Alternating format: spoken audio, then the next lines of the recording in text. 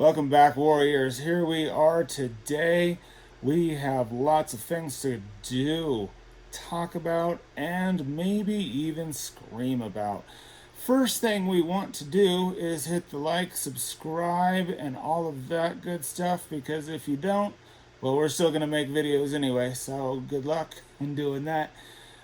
Today we're going to be talking about some relationships in the military. What does a relationship mean in the military? What are some of the potential pitfalls that individuals can get into, and just a general idea of a relationship.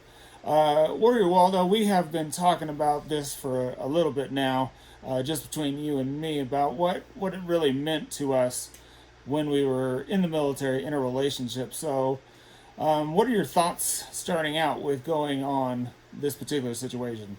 Okay, well, first of all, you start out with simply dating in the military. Dating in the military, I would say, is the same as anyone else dating, except we have the addition of these things called TDYs, tour duties, and deployments, which will add extra stressors in trying to build a relationship. Okay.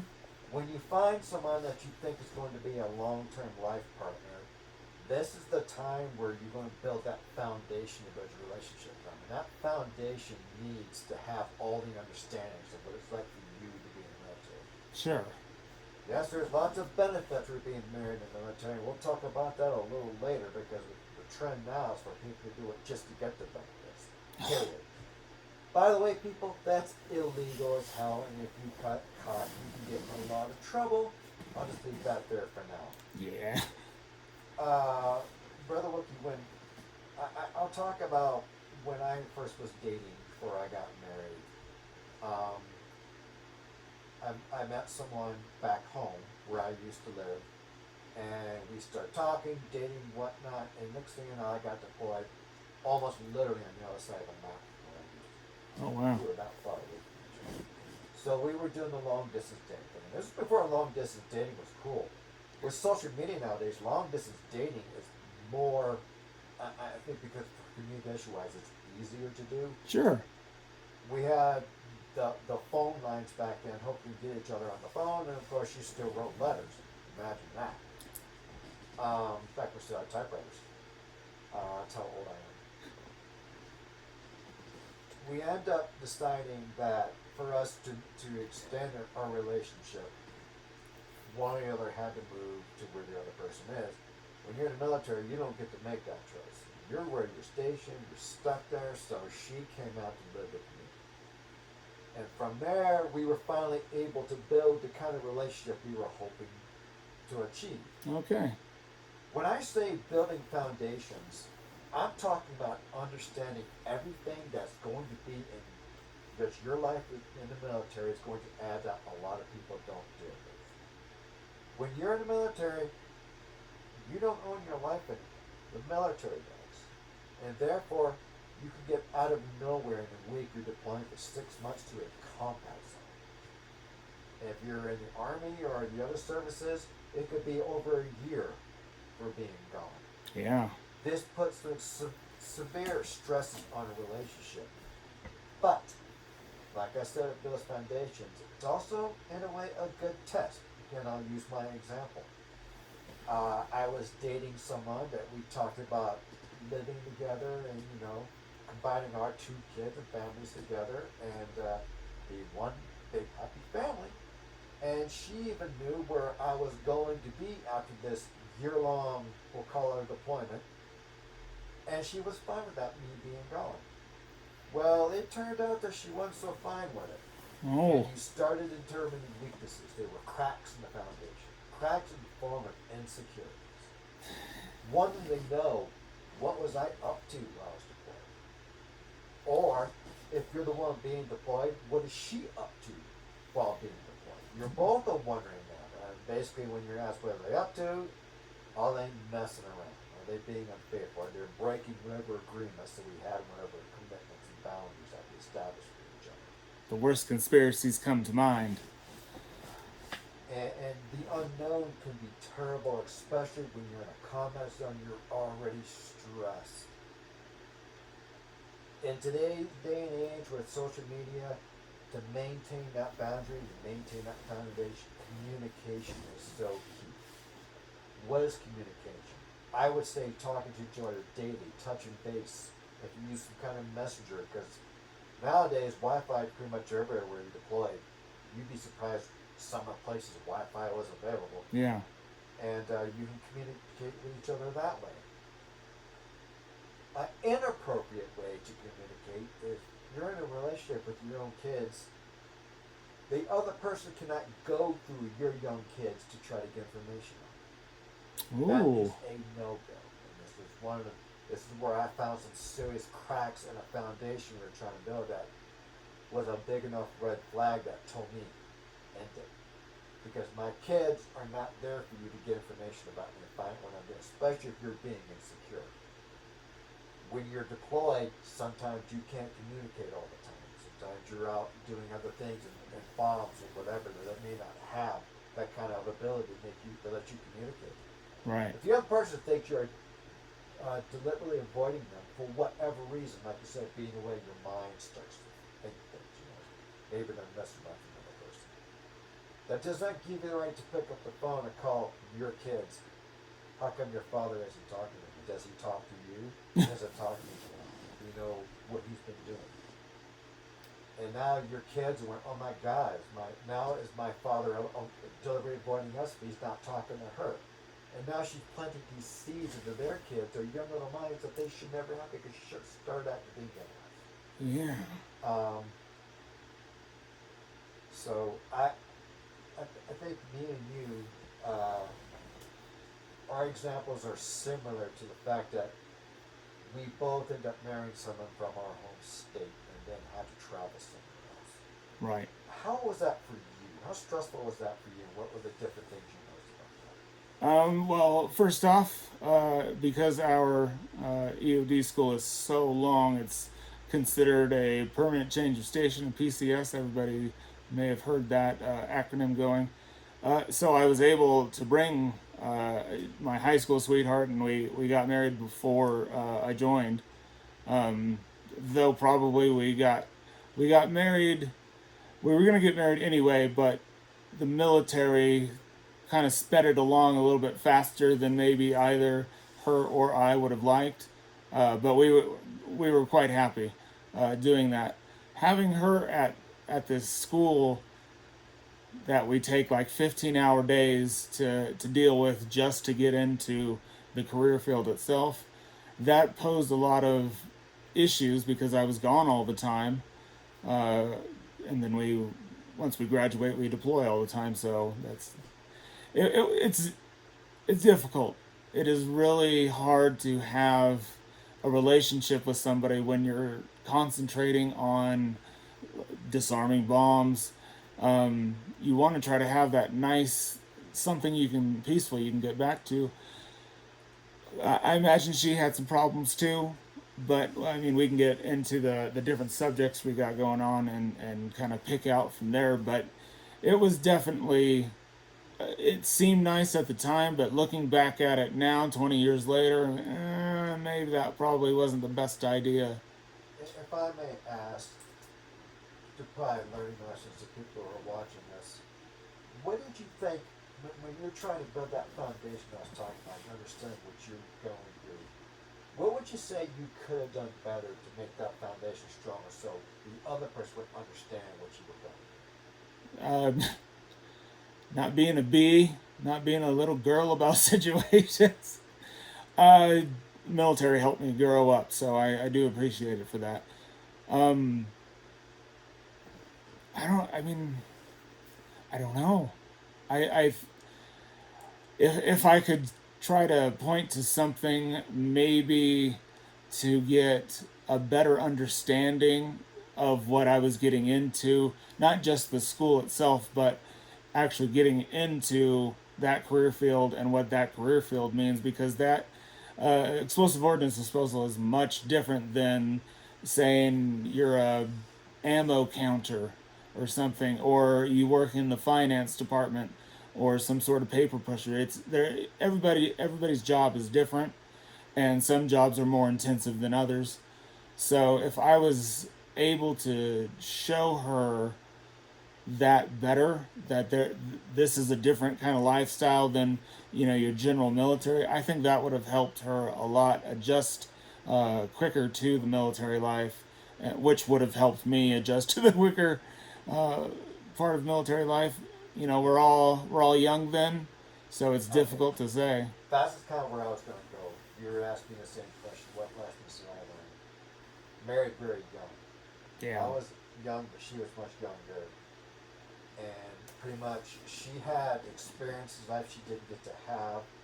She hadn't learned enough life lessons to all of a sudden be prepared to handle my deployment life and having things on her own. I will give her props. She was a rock star when it came to financials and our children and all that. She did a Awesome. great job. Um, but while you're deployed on it, she still wanted to be a young 20-year-old. She wanted to see what life was like, and she's been deprived of some things. Sure. So I guess what I'm trying to say is if you're marrying into a young age, you need to understand that doesn't stop the other person from experiencing life and going out and doing things. And that does not give them permission. If you have boundaries and agreements set, that they get to violate those boundaries while you're deployed and all that. But it's something you need to understand when you're setting that foundation. That foundation may not be maturely prepared. It's because they're 18, legal adult, don't mean they're prepared to Yeah. understand military life and military deployments. I mean, it's hard for us individuals, both men and women, joining the military. We don't really know what's going on unless we grew up in a military family. Now that does happen a lot. That second, third generation individuals join the military. I didn't plan on joining the military, Right. but my father was in Vietnam and I was in Iraq and Afghanistan, so it seems like just a natural progression of what's to come. Um, If I could just add one more thing real quick for the women. And I think this is important to keep people out of trouble. that's important. Dating in the military when the other person's in the military, UCNJ rules still apply. Now there are lots of them and they're worded a certain way. I'll make it very simple. If you're in their chain of command, you are not legally allowed in the military to date them. You get caught, you can get in major trouble. Then there's the fraternization rule, where an officer cannot date an enlisted regardless if they're in your chain of command. You cannot do it. Me and you saw it all the time. Unfortunately. But the second one person started to complain about the other person, usually the higher ranking person will get in big trouble. Just keep that in mind because you're going to get deployed. You're going to be deployed with people who you find attractive, and the temptation is going to be there. And I'm not talking about infidelity. No, I'm talking about just in general. You don't have to be married or not. If you are single and that person's in your chain of command, you cannot date them. You're going to want to. I suggest you don't do it because you can get in trouble. I'll just leave it at that. Yeah. So the mill to mill marriage is something that we had written down and we wanted to get through. Um, there are certain career fields that I at least have found some of them aren't as good as others, meaning there's not as much prestige or whatever. When you are, a ranger or Delta Force or any of those kind of, really high speed individuals, you're gonna have, just like rock stars have groupies, we have groupies, uh, being the special kids, and that can really ruin your relationship with your significant other. That can also, spiral out of control and you can make some bad decisions and mess up your life. I just wanted to make sure, putting that out there when you're doing mill to mill, uh, you're marrying another individual in the military. That also brings up some real special things. And like you said, you need that base. You need to put down boundaries. If you don't have those boundaries, things can go kind of sideways real quick. And I'll leave that part there. We did talk a little bit about the deployments and what we can think.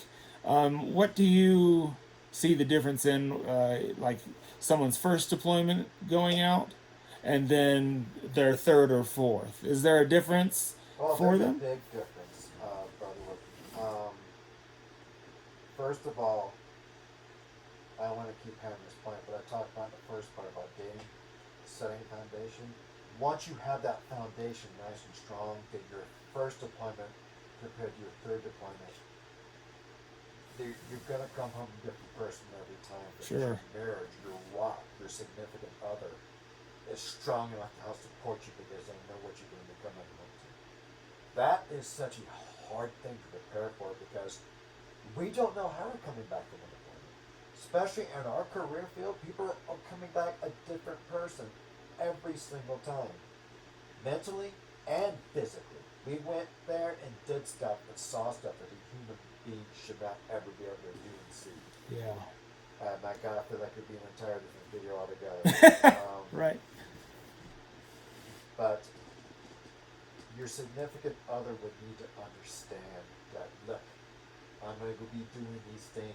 This is what I've seen from other people. They come home. And I just want to let you know if I come home the same way because I may have seen some different things, be prepared to work together and get through it. But you got to be willing to get together and work through it. I have Yeah. seen guys come from deployments and end their marriages after the third deployment because they didn't want to address their own problems. Sometimes it's because the individual, the person who's back home not being deployed, just decided he still want to deal with it anymore. It's hard Sure. to deal with, It is. It's very hard. but maybe they're trying their hardest to deal with the person who came home a different person. But the person who came home with the issues, they feel like they don't want to. They're afraid to address them. It's scary to address. Sometimes you know what's happening, you don't realize it. I can talk my own experience with therapists I've talked to. They told me that I have compartmentalized things and I don't address them right away, but it affects who you are. Sure. I'll give you my example. I came home with an inability to deal with stress that I didn't have before. I dealt with stress, with anger, physical frustration, curse words, communicating very improperly because of just what I had gone through while my deployments. And you can do it one of two ways. You can allow it to affect your marriage and not do anything about it, and your marriage probably will fail. Or you can do your best to address and hope your significant other will be there for you and help you get through it very hard. Because the significant other is the most important person in your life. Yeah. Who you're going through, to be there for you. If it gets to a point where they decide they can't deal with it anymore, then you gotta go your separate ways. I guess there's something you can do about it. But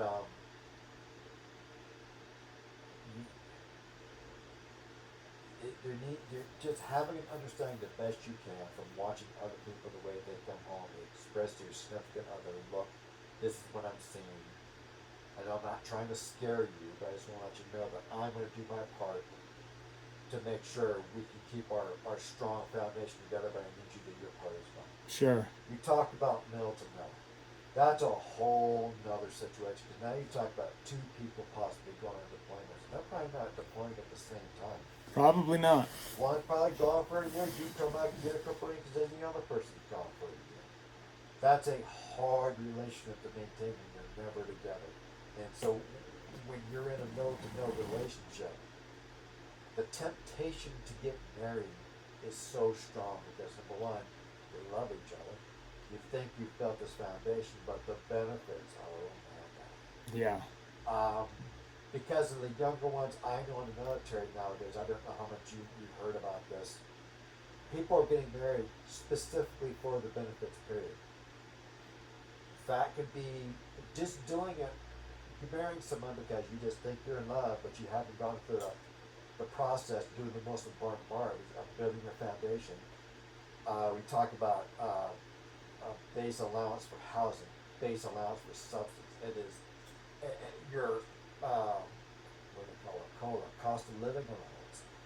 It jumps up exponentially when you're married and you have dependents. Yeah. Not to mention you're going to get a free house on base. And so the benefits are there, and it's so tempting to rush into a marriage to get those benefits. And just one other thing along that, Brother Wookie, if you're doing it just to get the benefits, and the military finds out about it, you are breaking laws. Yeah. They will hammer you if they find out about it. So one thing to keep in mind when you're getting married just for the benefits. If you're getting married for all the right reasons, you've got that foundation, it's very, very hard, but you will get through as long as you understand what you're getting into. Yeah. So and that's what we're trying to get forward to everybody here is there's it sounds weird. There's different rules when you're doing military to military. There's some specific rules as Warrior Waldo talked about in that you can't just do it for the Benjamins. You can't just get married and just hey, you're a guy, I'm a girl, or I guess now we can do either same sex marriages. If you're just doing it to get the money, people are gonna find out, and like you said, it has negative consequences. I sure don't want to deal with those negative consequences, but I mean, other people have different risks, and we risk our, like we said on a different video, we risk our lives to help people, disarm the bombs and to help people get through the day. That seems noble. Right. Marrying somebody to get a house on base, it seems difficult from the American point of view. Now, when you're overseas, I don't know, if you're stationed in Germany and trying to get a German girl, that's probably different than being stationed in Korea and getting a Korean girl, or if you're stationed in Guam and you want to, is it Guamanian? And who's from Guam out there, please let us know if I messed that one up. Um, People are different all around the world, it's different cultures and things, and that's all I was trying to get across. You brought up something I was going to bring up. Oh! There was a term when I was in Korea called the big BX in the sky. You're dating a girl overseas, you take her on base, she gets to see the BX. In some countries, that place is like heaven. Oh. It's better than Walmart. And they think, my God, this place is amazing. Being in America, first of all, they all think Americans are super rich. And even when you're in the military, well, the pay might not be so great here in the States. You're making a lot more money than people who live overseas. Sure. And they see you living as a king. They want a part of that, and they went, I want to go to America too, so I can live like a queen or king. And they go for that green card. And they will, and I've heard so many horror stories. Yeah. Um, it just sounds, oh man. I'm trying to think of a term, my mind dribbling. Oh, you know what the VFW is? It's the place where veterans go, it's their own little bar and all that. Veterans of Foreign Wars, for all those individuals. They actually changed that. Some people like how they changed EOD to everyone's divorced or everyone wants you drunk.